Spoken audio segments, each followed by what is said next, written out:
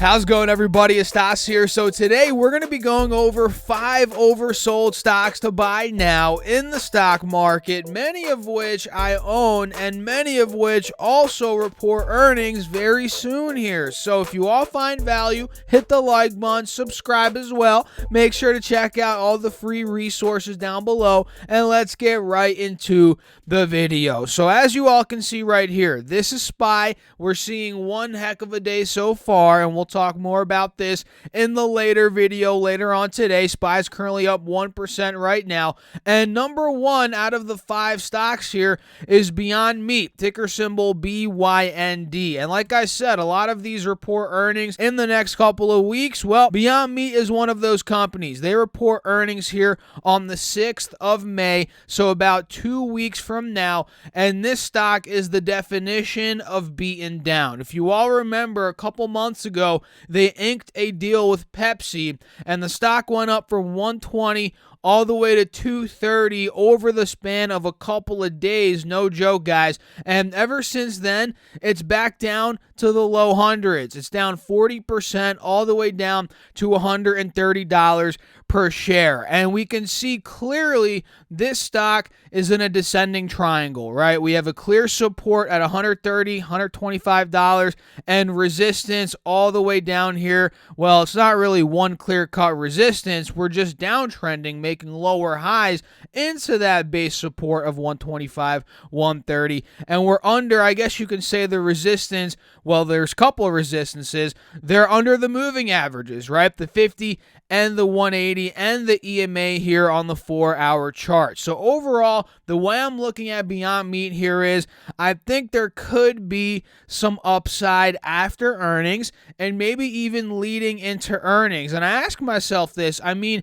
how much lower could this stock go? And mind you, all stocks could go lower. Even when you think they can't go lower, they can definitely go lower, guys. Trust me on that. But I look at this and I'm like, it's already down 40%. At this point, I feel like a lot of bad news is already priced in. And sure, they could completely botch the next earnings report. They might not do well at all. But I feel like if we get any good news, beat on EPS, revenue, we get guidance, a guidance increase, especially the guidance increase, I feel like this stock is bound to have a rally. And once we break out of the moving averages, and I'd say out of the wedge here or the descending triangle resistance, that is going to be the first step in the overall shift of momentum. And key word, first step, or key couple of words there, because we need to break that resistance first and foremost, but after that, 140 to 145 is going to be a sticking point, right? That was resistance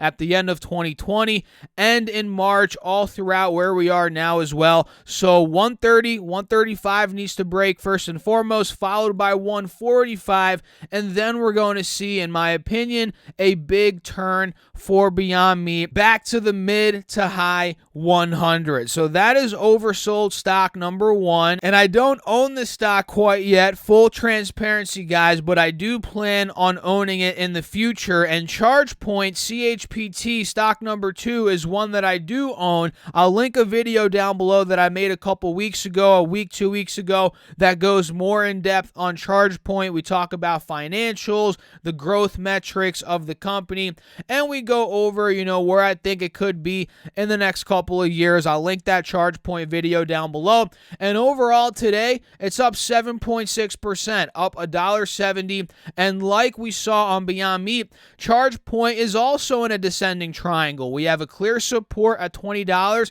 and we're making lower highs into that support as we've been trading under the moving averages for quite some time at this point, ever since the beginning of February. So almost 3 months now, ChargePoint's been downtrending, squeezing deeper and deeper into this descending triangle. And now with today's price action, we broke the 50 moving average on the hourly chart, which, by the way, guys, we actually talked about this morning on Patreon, which is linked down below if you guys want to get buy and sell alerts, call outs, morning update videos, all that good stuff. Every morning we cover a couple stocks in the futures market. We covered ChargePoint, and we talked about exactly this. There was upside, and we ended up squeezing all the way up from 22 all the way to almost $25, and now I think there could be more potential close to about $25 to $26. And pulling up this 4-hour chart and we zoom in a bit, this is what I was talking about on Patreon this morning. We broke the 50 moving average, and I said if that were to happen, watch out for a move to the 180, which would put us right around that $26 price target. And if that were to break, we're probably going to end up going higher towards about $27. And the big change in momentum here on ChargePoint is going to come at about $27. So I'm going to set an alert right there on ChargePoint, $27. And this stock overall, guys, it's down about 50% from its peak, right around 47%, but still, it is down a ton. And I think there is going to be a nice little pop on this stock as we get out of this and as momentum shifts. So I like ChargePoint. Roku is another one, ROKU, which I've been getting a lot of questions on in the comment section. And by the way, if you guys want me to cover any individual stocks, ETFs, indexes, whatever, drop a comment down below and I'll make a note of that and cover it in an upcoming video. Roku is one that again, I've been getting a lot of questions on, and they report earnings in the beginning of May as well, same as Beyond Meat. It actually might be on the same day as Beyond Meat. What is Roku? Roku's on the 6th. What was Beyond? I thought Beyond was on the 6th as well. Am I right on that one? Yes, I am. So Beyond Meat and Roku, they report on the same day. So going back to Roku, we can see overall here, we're in a wedge, right? We're making higher lows, but we're also making lower highs, and we have been doing that ever since the beginning towards the middle of February. And let me quickly clear this drawing set and redraw it for you guys to make it look nice and smooth. Look at that. We're clearly in the wedge, and now we're trading under both the 50 and the 180 moving averages here on the 4-hour chart. And very simple, guys. I'm looking at Roku not as a breakout quite yet, but as we start to peak above, I'd say 360, and 360 is key, and especially 370, considering that was an overall resistance all throughout March. You guys can see if I zoom in on this time period right here, we struggled at 360, 370. So I'd love to see not only 350 hold, which it is as of now, but us break out of 360, 370. And at that point in time, we're going to test the 50 moving average, and we're also going to test right at the resistance of the wedge as well. So I'm going to set an alert there, because if 370 is able to break into earnings or maybe after earnings, I think there could be a nice move upwards to about 385, 390, heck, maybe even back up to $400 per share. And it all depends on Roku, what their earnings are looking like and so forth. I mean, I'm not a fortune teller, guys, and you must always do your own research. As always, I'm not a financial advisor either, but I'm just giving you all my thoughts here as always, right? So watch out for 370. From there, again, maybe a little move to about 390, and then from 390 we could get an even bigger leg up. And yeah, patience is key with this one. Again, earnings are coming up, so watch out for that. And AT&T, if you guys remember, this company reported earnings yesterday. I don't want to talk too much about it because I did mention it in yesterday's 2 videos, but overall, AT&T is very beaten down. It fits the category. It's down about 20% from its peak, little less than a year ago, or over a year ago rather. It's down 20%, so it's in a bear market. And if we zoom back a bit more, it's down even more from its all-time high back into, wow, I can't believe I'm going to say this, 2001. That's crazy. This stock hasn't hit an all-time high since 2001, guys. That is crazy, or maybe even before that. But yeah, at this point, we're seeing the all-time highs at $40. We haven't been there, a little bit above $40, and we haven't been there in years, guys. And I feel like now we're finally turning around. AT&T has had terrible acquisitions, but now they're getting rid of some. They're trying to, deleverage that balance sheet.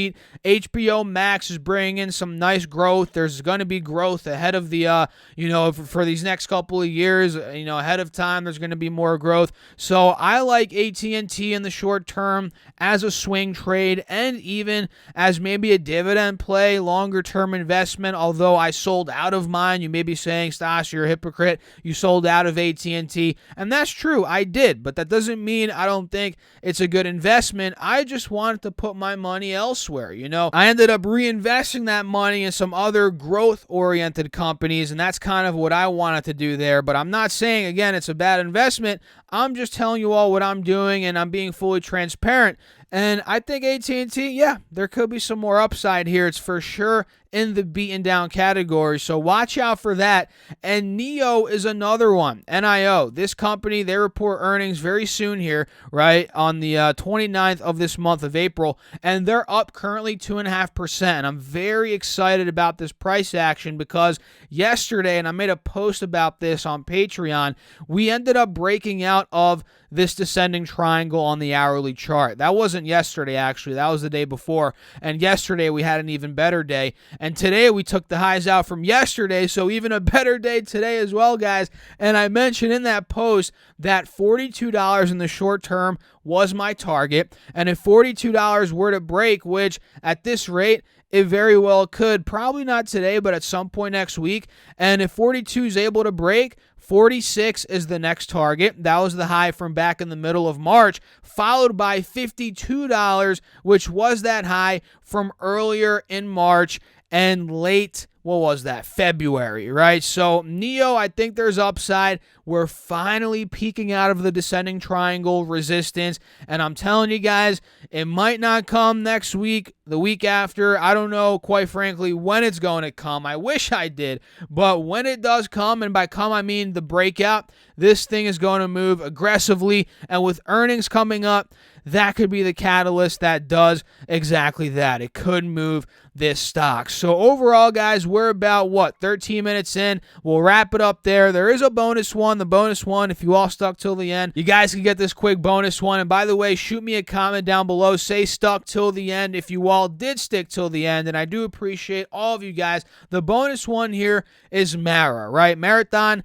Digital Holdings. This is a crypto Bitcoin-oriented play. And speaking of Bitcoin, guys, it is not looking so good. Bitcoin's down to under 50,000 a coin right now. It is down from 62,000 a coin about a week ago, and even over that, almost 65,000 a coin a couple of weeks ago. So Bitcoin is getting slammed, and if this turns around, you better believe that these crypto stocks, they're going to go up even more. So Mara is definitely one worth watching at about $30. There could be a move to 40, 45, 50. We'll see how that goes down. And overall, that's it. I hope you all enjoyed the video. If you did, hit the like button, subscribe. That's greatly appreciated. And drop a comment down below. Let me know if you stuck till the end. Drop a couple of stocks you're watching down below. And feel free to also join the Patreon family. We're doing buy and sell alerts there, call outs, morning update videos every single day. And you guys have more access to me. That's on Patreon. And you can check out M1 Finance and Coinbase if you want some free money. All of those are linked down below. So I'll catch you all in the next video. Thanks for watching. As always, stay safe out there. Keep crushing the markets, guys. Peace out.